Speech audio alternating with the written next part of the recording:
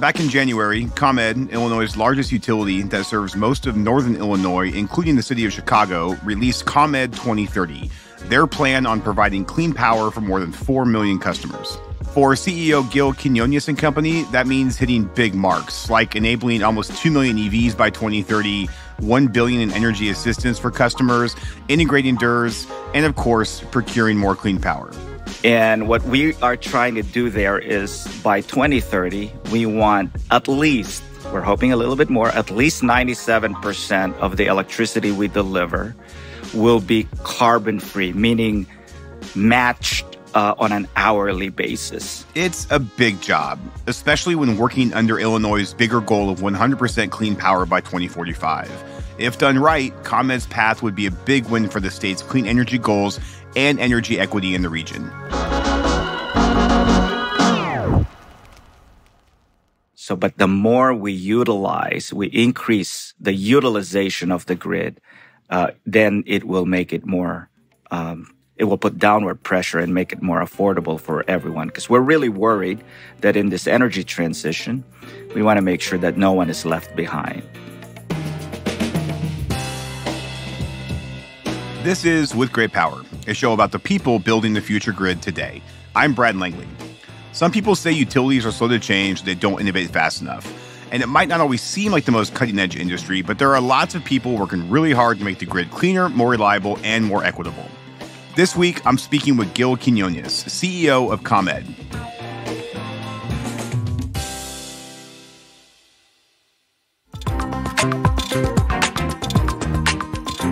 Did you know we spend a third of our lives at work?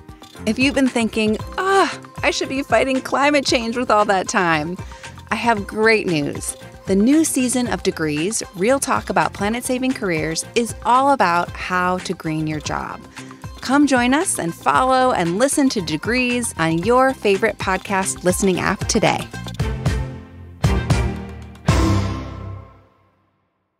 Gil's had energy on his mind since he was a kid growing up in the Philippines. In high school, he won a national prize at the science fair by developing briquettes made from rice waste as an alternative to expensive cooking fuels.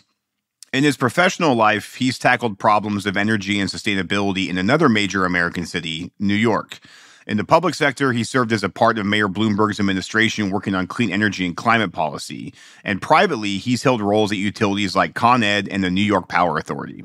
Now he's spearheading Chicago's energy transition with an emphasis on equity for the city's underserved communities. If we do not succeed, then we will not be able to achieve the goals of our law here in Illinois, which includes addressing under-resourced communities, those who are the most vulnerable from the impacts of climate change. Gil believes the customer always comes first. So I asked him how ComEd is taking into account customer affordability as they move ahead with their low-carbon plan. Well, the good thing is we're starting from a very strong position. We're a utility with one of the lowest average residential bills in the United States. So what we need to do going forward is to figure out those technologies that can actually lower the overall energy burden. So if you take into consideration gasoline and either natural gas, propane, oil for heating, and not just look at the electricity portion of the pie, that there is actually an opportunity to reduce the overall energy burden of a home and make it more predictable rather than volatile like gasoline when you electrify. Now, that's not going to happen overnight, and we need to upgrade the grid, the generation part. Again, we're blessed here in Illinois because of all the nuclear plants here. Most of the electricity here is already carbon-free. So we're starting from a strong position. And in terms of affordability, we believe that if we implement the technologies in an optimum way, especially with all of the incentives that are available, that we can actually reduce the energy burden of families here in our service territory. And I have to assume people are very receptive to that when you're doing community outreach or community engagement and, making people aware of the programs that are available to them. Do you guys get any pushback, any concern, or are you being met with pretty open arms and an openness to make these kinds of changes in these communities? Good reception, but we need to educate our customers. These are new technologies. There aren't a lot of contractors that are installing heat pumps and are comfortable in doing so. So we need to make that journey simpler. We probably need to hold their hands at the beginning portions of this energy transition until the supply chain, the contractor community are all going to be fully up to the capacity and the expertise to be part of the transition. And we know that that's our role. So we're developing tools. For example, if you want to buy an EV, you can go to an app that we've developed here at ComEd, and we'll guide you on how to buy an EV and how that might impact your life, etc. Same thing with heat pump. So we're developing apps and other tools to make it simpler. So in a city like Chicago, which has a large population and demands from both residential and C&I customers, as you're heading towards these 2030 goals, how would you describe the actual power needs of your service territory and how you will meet those in conjunction with this 2030 goal? Well, what's interesting is that with electrification picking up between now and 2030, we view our load as increasing. I'll give you an example. We're fastly becoming a capital for data centers. We connected about 21 data centers since 2019 for a load of about 1,800 megawatts, new load. And we have about another 17 or 18 in the pipeline, but now even bigger data centers because not only of the internet, but AI to the tune of 2,800 and even more. It can go all the way up to 5,000 megawatts of load. Data centers, battery manufacturing, EV supply chain type companies. So we're viewing our load as growing, when historically it's been either flat or declining because of the aggressive energy efficiency programs. So that's one thing that we need to be prepared for. The Midwest, especially in our service territory in Northern Illinois, we have more industrial load than, say, a service territory of Con Edison Company of New York, which is more commercial and service-based economy. So our load is more dense and higher. So our grid needs to be prepared for that type of load as well. Since 2016, you've worked with the DOE to develop a self-sustaining microgrid in Chicago's historically Black Bronzeville neighborhood. I think it's dubbed kind of a community of the future type of project where you've leveraged government grants, solar, power storage, and other climate tech to set up a microgrid independent of the city's power. Pretty fascinating project. Tell us a little bit about that. Well, I'm really, really excited about that project. It's first in the nation in terms of scale. Yes, it's in Bronzeville, which is just a great, great neighborhood. It's basically the Harlem of the Midwest. A lot of very famous, people came through Bronzeville. Dinah Washington, Herbie Hancock, among others. Came from very, very rich culture. And what we developed there is not only a microgrid. What made it really cool is that we developed a controller of this microgrid that will allow it to talk to a neighboring adjacent microgrid owned and operated by the Illinois Institute of Technology. So if you look at this system, there are actually two microgrids, and we developed the brain that can control both so that both can share resources as if it was one microgrid. And it's a great project. It's now a living lab. The thing I like about it, because the engagement of the community, they've been telling us what their needs are. We're putting EV charging station now for multifamily homes. We have solar, we have battery, and it's a place now where we're testing various type of technologies, but testing them not for the sake of pushing technology to the neighborhood, but the neighborhood's telling us what they need. And so we put, for example, smart street lights that they wanted. So it's really a living lab of and a test bed for new technologies on top of just being this really cool microgrid. For other utilities maybe considering similar initiatives, what was the process for choosing the community where this would be rolled out, and why ultimately was Bronzeville the right choice? Yeah, Bronzeville also is the home of many of the city's mission-critical buildings. So the fire and police and other state agencies that help operate the city are located there. So that was the other motivation, that it was not only for the neighborhood, but it also will support mission-critical agencies of the city. So it was the combination that made us choose that site. The engagement also of the community, they really wanted this, and they wanted it to be this living laboratory.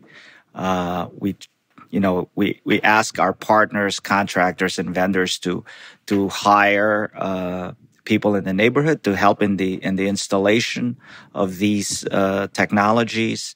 We partnered with them also to have targeted STEM program in the high school in the neighborhood. So it's really now growing to this holistic approach of how do we evolve this neighborhood into a model clean technology hub. I love the mention of the STEM program in high school, because ultimately it is the younger generation that's going to be so critical to, exhibiting the behaviors that we need to really decarbonize. So bringing that to the schools, I think, is a really, really smart idea. Absolutely. And that's one of our programs. ComEd, we really begin in middle school. We have a very active STEM program here, beginning with middle schoolers to really spark their interest in exploring math and science more. And then we work to the high school here, the Chicago public school system. In parallel, we also have a workforce development for the next generation of line workers. We need more line workers and electricians and technicians. And that also provides a good career path for those who may not want to go to a 4-year college. And we work very closely with the community colleges here in our service territory to achieve that.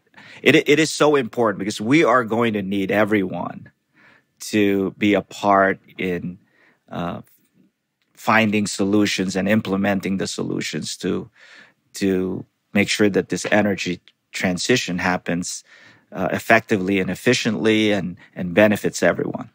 One last question on the Bronzeville project. What kind of benefits are you seeing it have on residents in the area? Well, I think the first thing is they know that they now have probably the most reliable and resilient community in the world. ComEd, by the way, we were based on our benchmarking of large utilities in the United States. We were the most reliable utility in 2022 and in 2021. So we're very proud of that. So just imagine, within the most reliable utility, now you have this microgrid. So they are really the most reliable area probably in the United States. So that's one benefit. The other benefit that I think is even more profound is just the engagement of the community. We have an advisory board comprised of community leaders and nonprofit group leaders in Bronzeville. and the school system.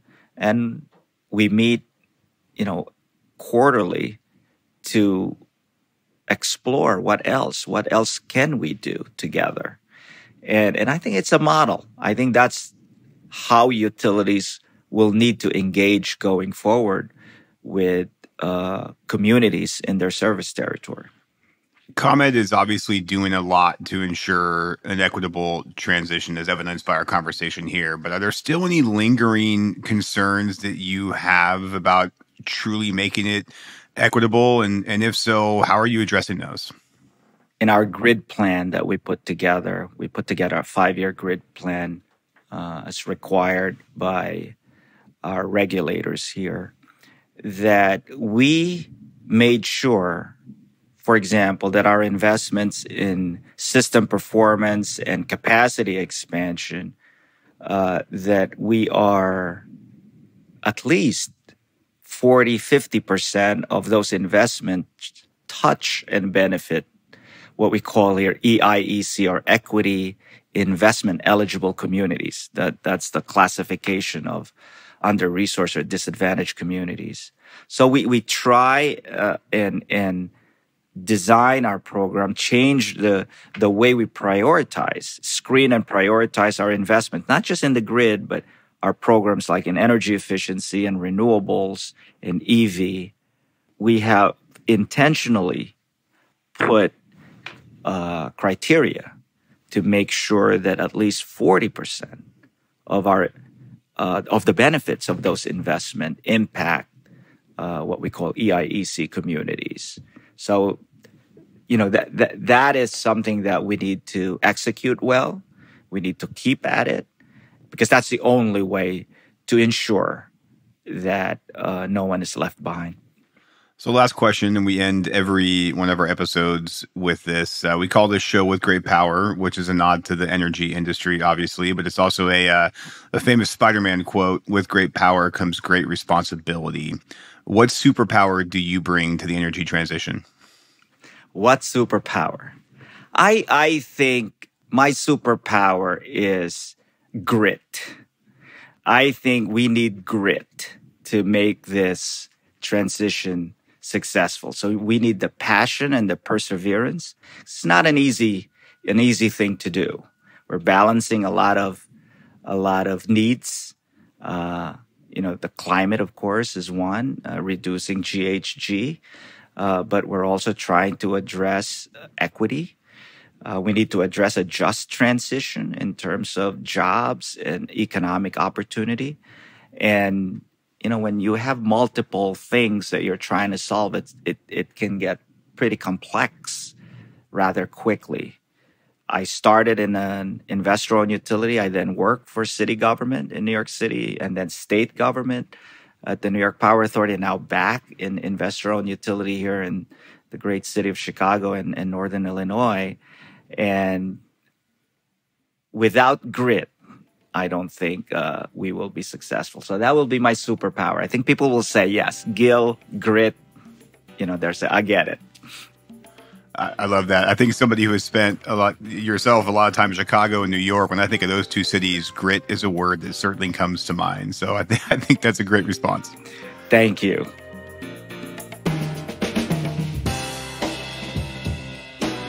Gil Quiniones is the CEO of ComEd. With Great Power is produced by GridX in partnership with Postscript Media. Delivering on the clean energy future is complex. GridX exists to simplify the journey. GridX is the enterprise rate platform that modern utilities rely on to usher in our clean energy future. We design and implement emerging rate structures, and we increase consumer investment in clean energy, all while managing the complex billing needs of a distributed grid. Our production team includes Aaron Hardick, Stephen Lacey, Dalvin Abawaji, and Camille Stennis, all from Postscript Media. The original theme song and mixing came from Sean Marquand. The GridX production team includes Jenny Barber and me, Brad Langley. If this show is providing value for you, and we really hope it is, please help us spread the word. You can rate and review us at Apple and Spotify, or you can share a link with a friend, colleague, or the energy nerd in your life. As always, thanks for listening. I'm Brad Langley.